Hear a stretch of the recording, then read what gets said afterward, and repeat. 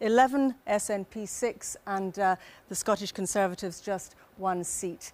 And there it is. Labour has 42% of the vote. Here it comes now.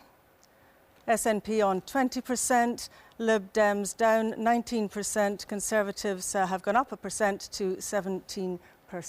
Well, here's David Henderson with the highlights of a fascinating election overnight. The polls were closed. Scotland had decided it was time to count the votes. In England, millions of voters changed sides. But last night in Scotland, there was little sign of that. The Tories' #1 target seat was Perth. And Pete Wishart, Scottish National Party, 19,000. The SNP held on there with an increased majority. First on the Lib Dems target list was Edinburgh South. 15,215. Labour squeaking through by a few hundred votes.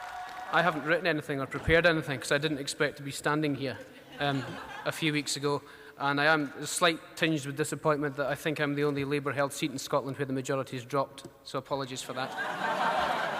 The SNP's best chance was in Ochil and South Perthshire. Scottish Labour Party, 19,131. A Labour win with an increased majority. Time and again, Labour held on. Time and again, the others felt the squeeze. And those famous by-election wins were rolled back. Glasgow East, an SNP seat, was regained by Labour.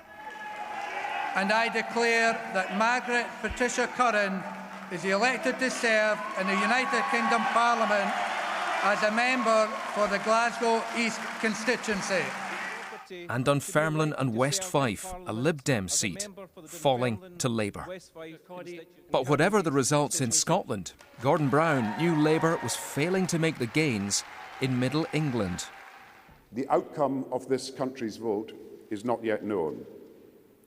But my duty to the country coming out of this election is to play my part in Britain having a strong, stable and principled government. The SNP's hopes of a complete dominance of Dundee politics were dashed when they were knocked into second place in the west of the city. Despite their big gains in England, the Tories had only one winner in Scotland, David Mundell in Dumfriesshire. Yet again, the Conservatives struggled to make a mark, taking just 17% of the vote. We live in interesting times and they will unfold over the next 24 hours. Thank you very much.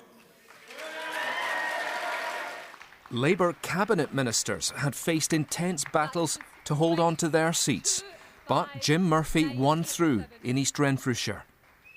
Alistair Darling won through in Edinburgh South West.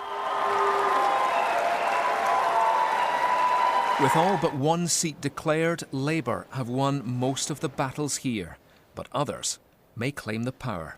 David Henderson reporting Scotland. Well, the result from Argyll and Bute was the last one to come in just in the last few minutes. A victory for the Scottish Liberal Democrat Alan Reid, who retained the seat. There's the vote there, 14,292 for Alan Reid. Saw off his Conservative contender, Gary Mulvaney, and David Graham, Labour, not far behind there, the SNP Michael Mackenzie on 8,500. Now, I think we can go live to Loch Gilphead. Our correspondent Jamie McIver is there. Tell us the story of Argyll and Bute.